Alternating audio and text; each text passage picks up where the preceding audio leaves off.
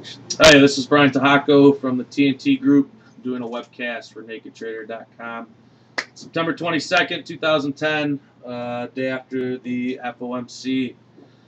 Well, pretty much right from the get-go today we've seen the QE type trade come into play real early.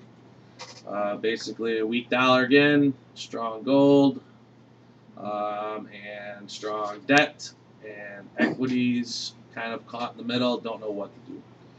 After the FOMC announcement yesterday, kind of just put a little bit of a confusion for us into the market, trying to figure out which way we're going to go with this, and kind of came in today and they kind of set the tone already by hitting that dollar.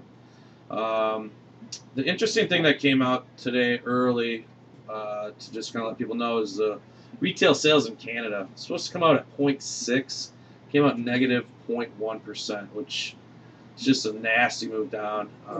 The reason we kind of hawk that stuff is Canada, in my eyes, is basically the strong country that I think we should kind of set our standards to and follow with.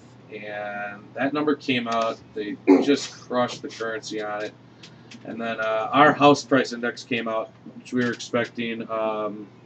Came out a little worse on top of that, too. So I think that's why you've kind of seen these equities just make a move down today. Probably the biggest down move we've had in a while. So it's kind of an impressive move down. Again, seems like we kind of switched, though. All of a sudden we've seen a flight to quality type trade with debt going up and equities going down. And so maybe this whole QE thing's kind of getting thrown out a little bit.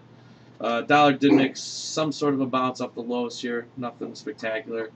The other big story, which we are kind of confused on, is this copper market. Copper just ripped higher today, out of nowhere, while these equities are going down, which doesn't make sense. So they actually sold gold, sold oil, and bought copper on a big picture.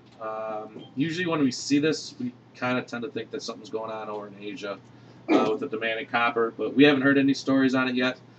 So I would be surprised to see if this copper can sustain this rally. If not, these equities might try to bottom somewhere and possibly get a little bit of a rally. We are short small copper position, trying to hold it to see if these equities do continue to roll over, that maybe this copper will continue down. Other than that, we had a bit of a hit in Europe the last couple of days too in their stock market, which you might see a little bit of a rollover in the euro-yen spread. So keep an eye on that.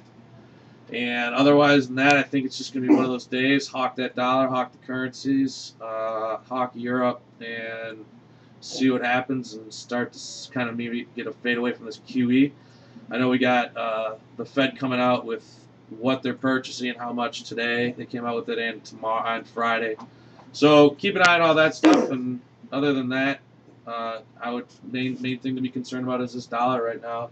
See what it does. If we get a nice bounce out of here, I think these equities will continue lower. The debt could possibly just sustain up here. So that is it from the TnT group. Remember, no drinking and no trading while trading. That was for Margaret.